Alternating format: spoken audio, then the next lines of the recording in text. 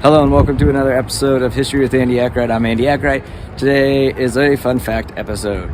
It's 2020, the end of 2020, December, and a lot of emphasis has been put on Kamala Harris being elected to the office of Vice President. A lot because she is of African American and Indian heritage. Now, here's your fun fact. This is a sculpture of Charles Curtis.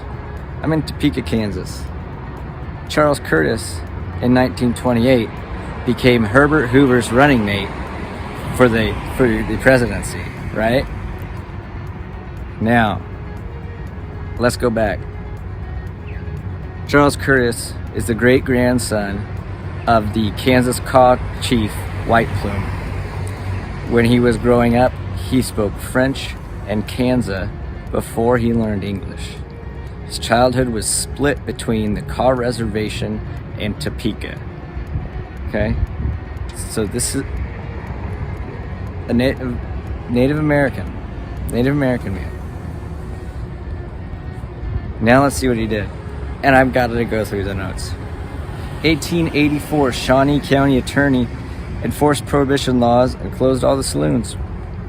Somehow, in 1892, he was elected to the House of Representatives, and he served on the Committee of Indian Affairs, where he did the Curtis Act in 1898. Now, they say like he supported Native Americans being citizens, but what it actually did was it took their heritage away from them.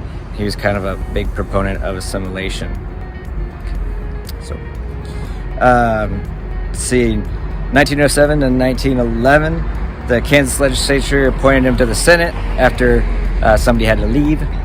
He was defeated in 1911. In 1915, he returns to the Senate.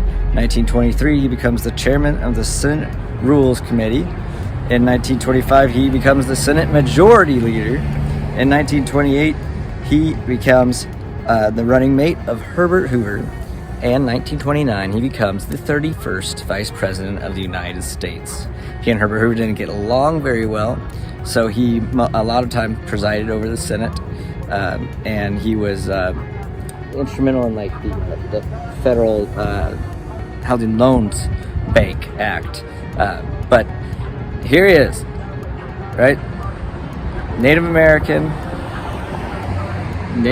heritage, great-grandson of a Kaw chief, 31st Vice President of the United States, and unfortunately he only has served for 4 years because in 1929 there was a little stock market crash which tainted Herbert Hoover and Charles Curtis's